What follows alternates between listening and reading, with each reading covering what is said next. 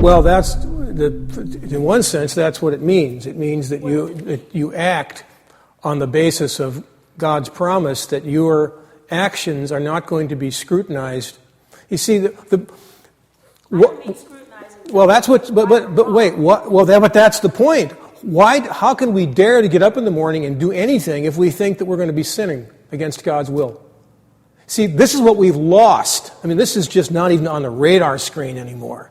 But any person who understands that we were created in the image of God to live out God's good and gracious purposes and will, who gets up in the morning and dares to get out there and act, and cannot see the outcome of their actions, let alone understand the real motivations for their actions, ought to be terrified to do anything.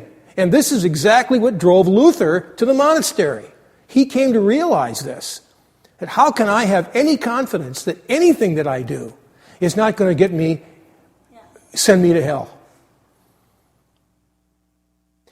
And it's in that dramatic tension that the gospel speaks, you see, of the forgiveness of sins. We can dare to love, dare to live, sin boldly, believe more boldly. We can dare to live an active life of love and service, not because, well, now I know that everything I'm going to do is going to be in God's will. But now we can know that everything I am going to do is going to be covered by the forgiveness of sins. Because everything that I do will need it. If you didn't read my last Mass article, I said in the last Mass article, it's not the worst, our worst that should disturb us in terms of judgment. It's what? Our best isn't good enough. And that's what we do not believe today. Well, I'm doing my best, you see. How do I make this work in daily life? Nothing works in daily life. Are you kidding? When it comes to faith, when it comes to living a godly life in God's will, nothing you can do, nothing I can do will work. This is why Luther and the Reformers called us to the cross. You cannot rely on yourself. Even the best that you offer is not sufficient. It cannot atone. And that's why this has to be kept, we have to keep saying this over and over, because our default position is what? Well, I'm not that bad. I'm compared to, I've done this, and I'm, and I want to make this project work. How do I make this, that's not the point, you see. The freedom that God gives is take up your bruised, battered, broken, limited self and get out there and live to the best of your ability, because there's nothing now stopping you.